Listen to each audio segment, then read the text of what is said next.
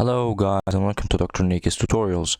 In this video we are going to learn how to add tracks in Adobe Premiere when the original tracks are all full. So let's get started.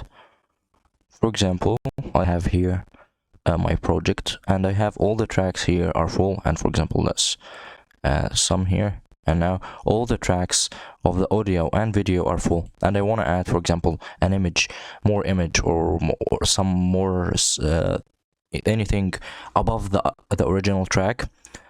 You may right click here in this empty area, right click and click add track. Here is a track that is added, and you also in the audio, same thing, click add track.